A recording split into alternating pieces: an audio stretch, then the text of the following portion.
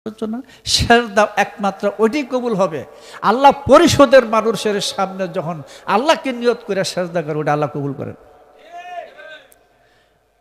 যদি শুধু আদমকে সেজদা করতো, সেরে করতো। আদমের মধ্যে নূরে মোহাম্মদ ছিল, জাত নূর ছিল, জাত নূর ছিল দেখে আদমকে সেজদা করা আল্লাহ খুশি হয়েছে এবং আল্লাহ হুকুম করছেন ওয়াসজুদু লি আদম, এবং আদমের জন্য সেজদা করো হুকুম করছেন। কাজে মানুষের বাইরে আল্লাহ খোদা গড ভগবান ঈশ্বরের কোনো প্রমাণ নাই, দলিল নাই, প্রমাণ দেওয়ার সিস্টেম নাই। পারলে পৃথিবীর যে কোনো মানুষ আমাকে দেখায় দিক এই মানুষের বাইরে কি আছে, পারবে না। মানুষের বাইরে কিছু পাবে না, মানুষ দিয়ে তাকে পাইতে হবে, মানুষ ছাড়া তাকে পাওয়ার কোনো পথ নাই। আল্লাহ নিজেই জানায় দিয়েছেন আল ইনসানু সিররু আনা সিররু, মানুষ আমার গুপ্ত ভেদ, আমিও মানুষের গুপ্ত ভেদ।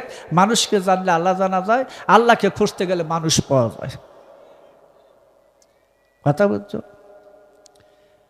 তাই যেভাবে বিশ্বাসী ওয়াটার কুয়া খাইল পিপাসা দূর হইব, জল কুলে খাইল পিপাসা দূর হইব, পানি কুয়া খাইল পিপাসা দূর হবে নাকি? হবে না? কয়টা বস্তু? তাই আল্লাহ হরি আর ভগবান একজন, আর নামে স্মরণ কর, জাতির গৌরব সারো আগে, আগে জাতির গৌরব সারো, তোমার হিংসা ভরা হৃদয় নিয়া এইসব মিশে ধর্মের গল্প করো। আরে এইসব মিশে ধর্মের গল্প করো, জাতির গৌরব সারো আগে, আগে জাতির গৌরব সারো। একটা জিনিস বুঝবে, অহিংসার মধ্যে হলো শান্তি। বোঝা যায় না? যেই ঘরে যেই সমাজে কারোর সাথে কারো হিংসা নেই, সমাজটা কেমন? তো ইসলামের তো শান্তি তুমি কই বিশ্বাসে তো দাঁড়িয়ে দিয়া টুপি দিয়ে জুব্বা দিয়ে পেটিতা। হ্যাঁ, তুমি নামাজ পড়ে কিছু হয়ে গেছো, রোজা হজ জাকাত করে তুমি বুঝো নাই নামাজটা কি জিনিস, রোজা কি জিনিস, হজ জাকাত কি জিনিস বুঝো নাই। যদি বুঝতো তুমিও সত্যিকারের মানুষ হয়ে যেতে। তুমিও বুঝো নাই কত রঙের পূজা করতেছো নাকি? এই যে কিছুদিন আগে দুর্গা পূজা গুলো, তুমি বুঝো না দুর্গা কি জিনিস, তুমি বুঝো না অসুর কি জিনিস। তুমি কত ফল ফুল নৈবেদ্য দিয়া, হ্যাঁ, লাখ লাখ কোটি কোটি টাকা খরচ করিয়া তুমি দুর্গা বানায় পূজা করছো, হ্যাঁ, আর দেখাইছো যে দুর্গা অসুর মারতাছে, হ্যাঁ, অসুরের বুকে বর্ষা নিক্ষেপ করছে, আর পায়ের নিচে মহিষাসুর পড়ে আসে, মহিষ রূপে অসুর পড়ে আছে। কথা বুঝছো না? তুমি এটা দেখাইছো মাত্র। কাগজের বাঘ আর বাস্তবে বাঘ পার্থক্য বুঝলে কি করুন লাগবো? কাগজের বাঘ আর বাস্তবে বাঘ এক জিনিস। যদি একটা মনে করে তো বাস্তবে যাও বাঘের সামনে, বুঝাই দিব না কোনটা আসল কোনটা নকল। কি বুঝছো না?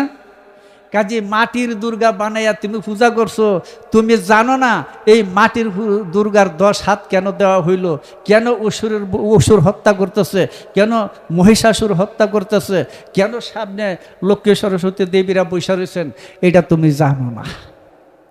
যদি জানো তাইলে গিয়া দেখো এই দুর্গা, যদিও আমার সমালোচনা অনেকে করবে না, আমি তাও বলি, এই দুর্গা পূজা মুসলমানের আছে, খ্রিস্টান আছে, বৌদ্ধ আছে, ইহুদি আছে, নাসার আছে, প্রত্যেকটা মানুষেরই পূজা আছে।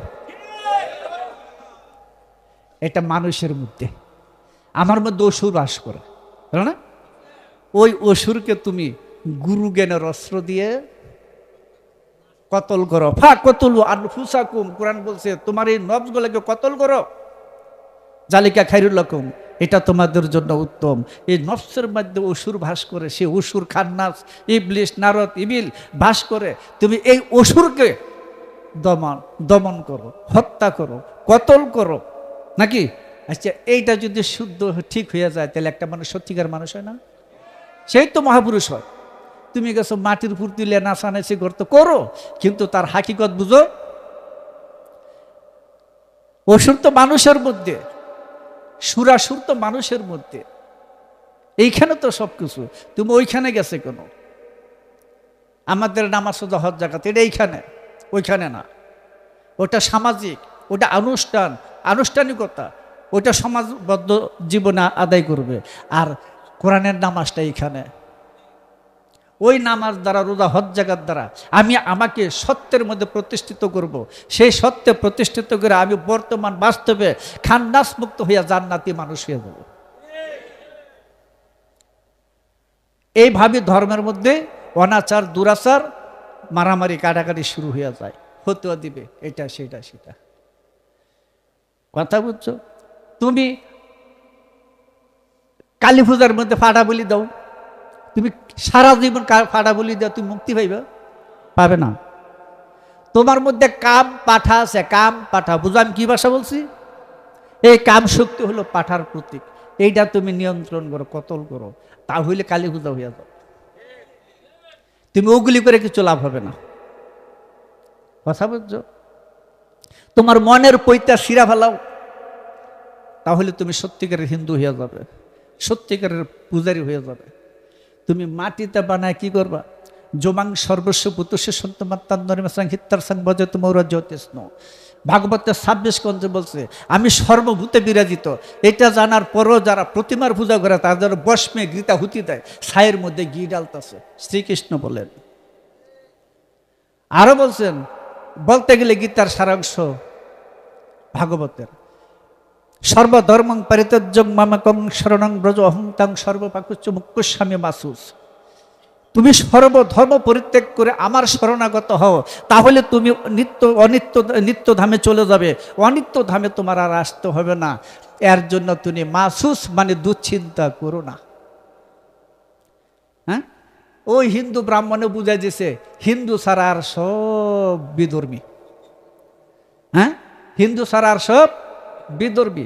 তাই হারা জানে হিন্দুরা ছাড়া আর কেউ ধার্মিক নাই, মুসলমানরা জানে আমরা ছাড়া আর কেউ ধার্মিক নাই, খ্রিস্টানরা জানে তারা হেজা ছাড়া আর কোনো ধর্ম নাই। এই না, কেউ কি নিজের ধর্ম মিথ্যা জেনে বেঁচে আছে?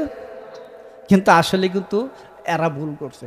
আমগো মুসলমান মৌলবীরা যেরকম ভুল করে কোরআনের ব্যাখ্যা করতে গিয়ে, হিন্দুরা ওইরকম গীতার ব্যাখ্যা করতে গেলে। এটা বলা হইল আমার পশু আত্মার বহু ধর্ম। বুঝো কথাটা? পশু আত্মার বহু ধর্ম, বহু স্বভাব আছে না? এই পশু আত্মার বহু ধর্ম পরিত্যাগ করে, কি কইছি বুঝো? পশু আত্মার বহু ধর্ম পরিত্যাগ করে তুমি আমাকে স্মরণ করো, তাহলে তুমি নিত্য ধামে চলে যাবে। শুদ্ধ মনের অধিকারী হইয়া, শুদ্ধ নফসের অধিকারী হইয়া তুমি সেই নিত্য ধামে চলে যাবে। অনিত্য ধামে, এই জন্ম মৃত্যু জগতে তোমার আর আসতে হবে না। এই জন্য তুমি কোনো দুশ্চিন্তাও করো না। ভালো বলছে না?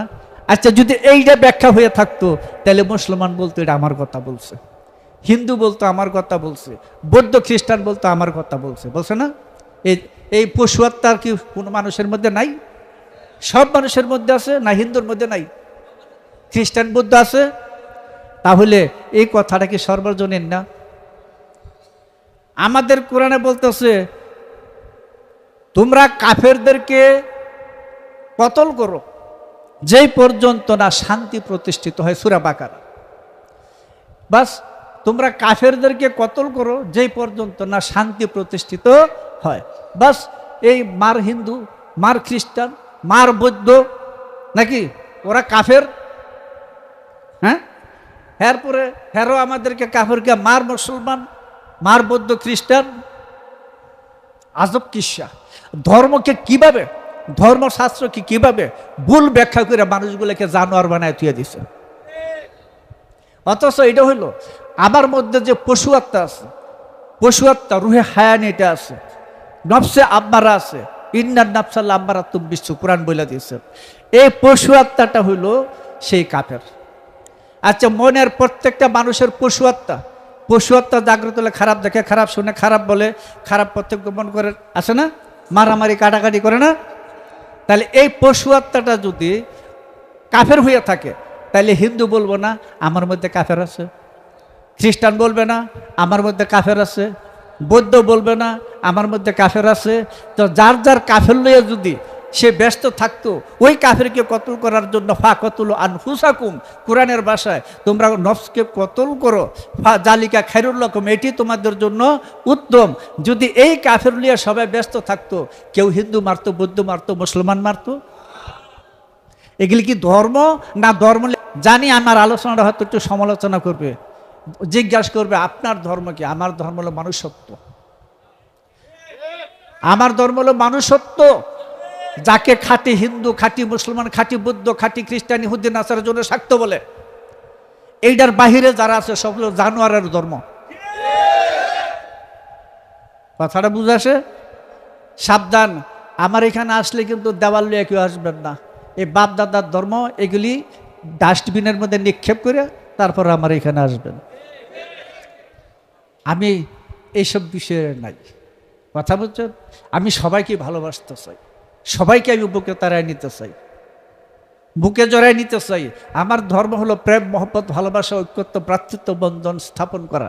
হইতে পারে আমাকে ভুল বুঝতে পারে বা আমি ভুল করতেও পারি, হইতে পারে না? তাই বলে কিন্তু এই জাত নিয়ে জাতা জাতির মধ্যে আমি নাই। আমি আবারও বলি, আমার ধর্ম হলো মানুষত্ব, মানবতা। এটার নামই খাঁটি হিন্দু, মুসলমান, বৌদ্ধ, খ্রিস্টান। সর্বধর্মের সর্বশাস্ত্রের মূল হইল এইটা। এইটা যদি না থাকে তাহলে হয় কি হিন্দু না, হিন্দু নামে জানোয়ার, বৌদ্ধ, বৌদ্ধ নামে জানোয়ার, মুসলমান, মুসলমান নামে জানোয়ার। মুসলমানের অপব্যাখ্যা করছে। কথা বলছো? কি সুন্দর বলে দিল, আল ইসলাম ও দিনুল ফিতরাত, ইসলাম হলো স্বভাব ধর্ম। কথা বলছো? পবিত্র স্বভাবের অধিকারী মানুষটাই হলো ইসলামে থাকে।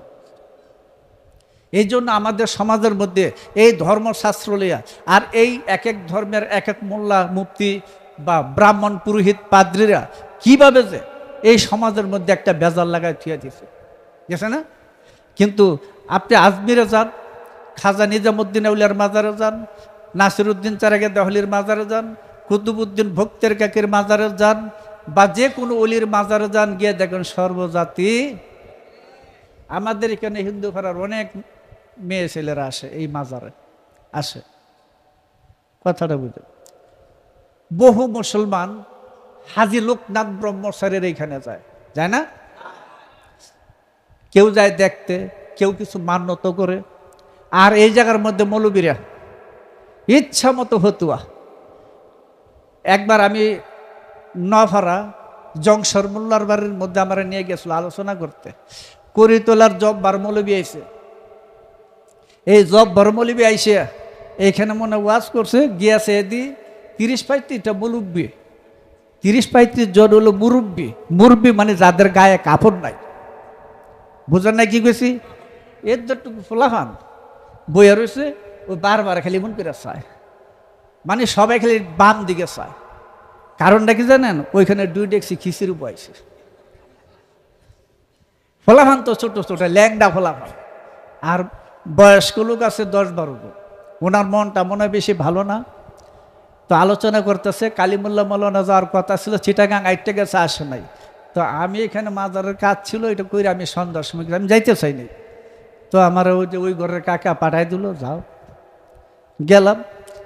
এখন মাগরিবের পরপরই ওনায় কি কইতেছে, কয় দেশ নষ্ট করছে পীরে, আর কলা গাছ নষ্ট করছে জিরে।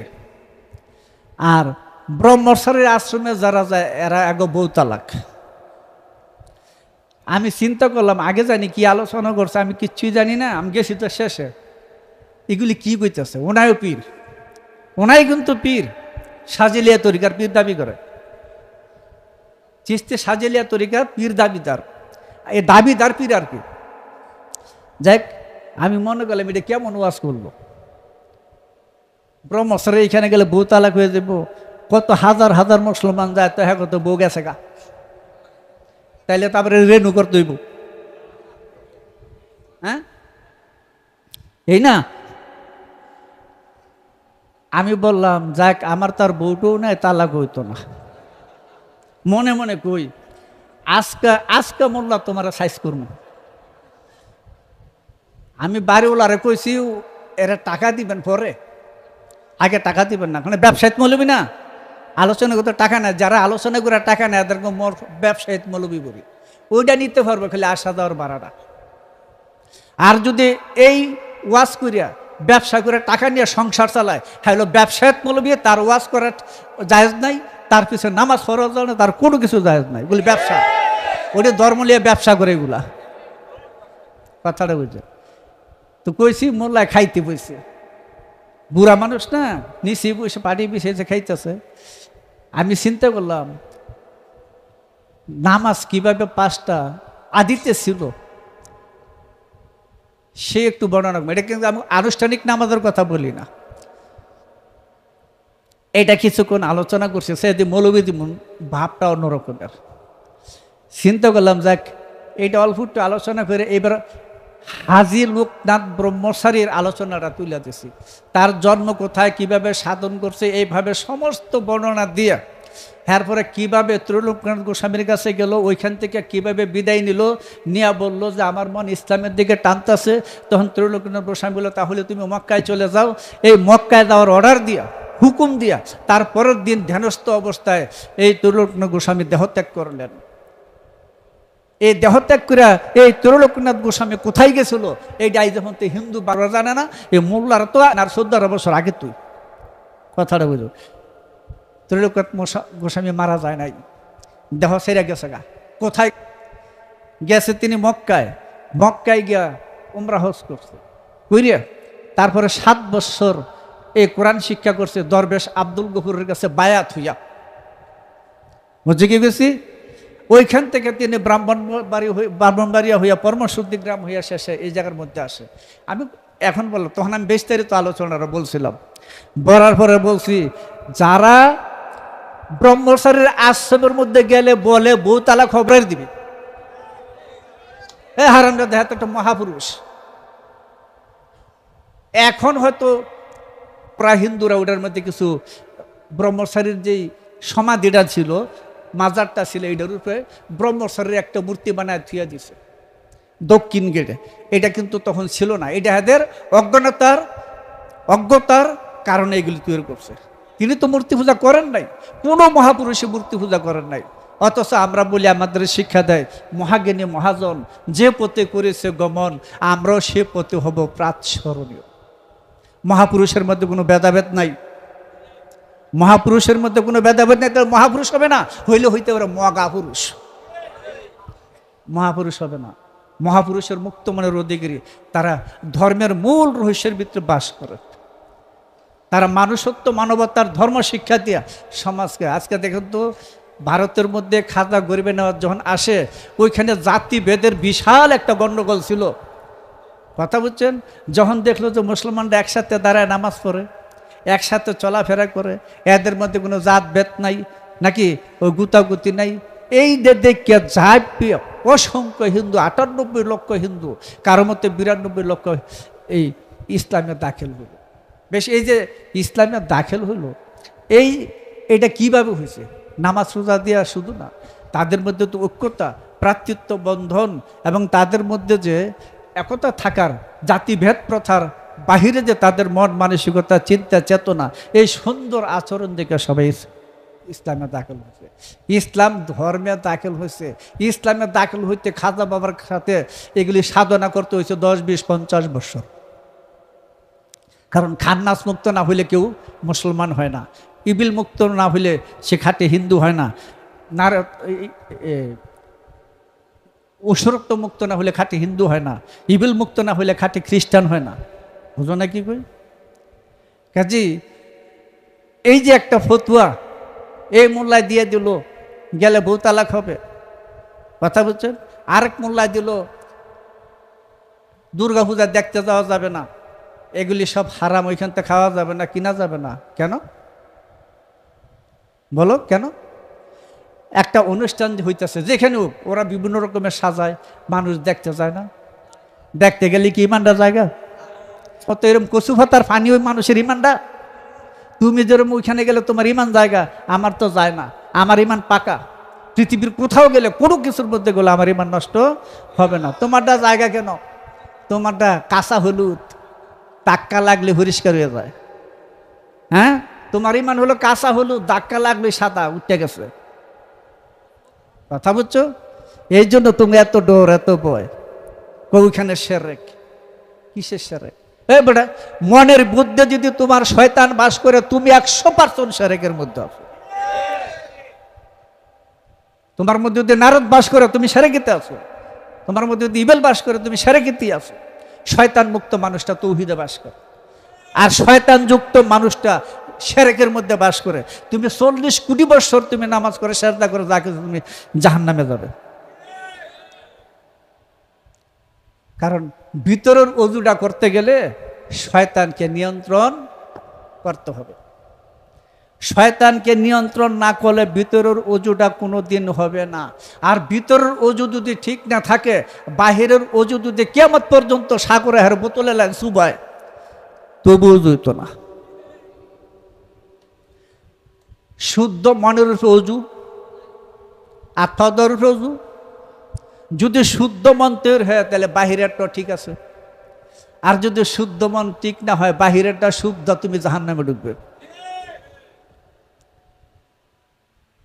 এর জন্য বলছে মনরে ধর্ম সাগর হইতে পার নাই গো তাতে কুলার কিনার সারকে আগে জাতির গৌরব সার তোমার হিংসা ভরা হৃদয় নিয়া ওরে মিশে ধর্মের গল্প করো, ওরে মন মিশে ধর্মের গল্প কর, জাতির গৌরব সারো আগে আগে জাতির গৌরব সার। তিনি প্রশ্ন করছে কি বলছে? ধর্মসাগর হইতে পার নাই গো তাতে কুলার কিনার, ছাড়তে হবে ভেদার বিচার, তবে যদি পারো রজ্জবে কয় পিতার নির্ণয় কেউ নি করতে পারো, মা বলে দেয় পিতার নির্ণয়। হ্যাঁ, কোন জাতে মোর সাই নিরঞ্জন, আমরা যাকে নিরঞ্জন বলি, আল্লাহ বলি, ঈশ্বর বলি, গড ভগবান যাই বলি, হ্যাঁ কোন জাত? তার জাত কি? তার জাত কি? আল্লাহ কি মুসলমান না হিন্দু না বৌদ্ধ খ্রিস্টান কোনটা? আমি একটা উদাহরণ দিই, বাতাসটা কি হিন্দু না মুসলমান? মাটিটা কি হিন্দু না মুসলমান? আগুনটা কি হিন্দু না মুসলমান? বাতাসটা কি হিন্দু না মুসলমান? পানিটা কি হিন্দু না মুসলমান? এর কোনো জাত আছে? আল্লাহর কোনো মানে ধর্মগত কথা, তিনি নিজ জাত করেন, জাত পাক। এটা হিন্দু মুসলিম বৌদ্ধ খ্রিস্টান না। যার ধর্ম, যার নিজের কোনো জাত থাকে সে সীমাবদ্ধ হয়ে গেল না? সে সীমাবদ্ধ হয়ে গেল। আল্লাহ জাতের অসীম, তিনি সীমে অসীমে জাহিরে বাতিনে সর্বকিছুতে, বোঝা যায় না? তাইলে আল্লাহকে কোন জাতি নেব? ধর্মজগতে হিন্দু জাত না মুসলমান জাত না বৌদ্ধ খ্রিস্টান জাত? কোনটা? যদি আমি কই আল্লাহ মুসলমানের, তাহলে ঈশ্বর হয় কার? ঈশ্বর কার হবে? হিন্দুর। গড কার হবে? খ্রিস্টানের। আচ্ছা, এই সৃষ্টি যদি গডে করিয়া থাকে তাহলে আল্লাহ করছে কি? আল্লাহ কি করছে? ধরো আল্লাহ যদি সৃষ্টিটা করে থাকে তো ঈশ্বরে কি করছে? নাকি তিনটা এগুলি একটাই? তাহলে ধর্মার্থগুলি কেন? ধর্মার্থগুলি কেন? এটি সব লৌকিক ধর্ম, মানুষের বানানো।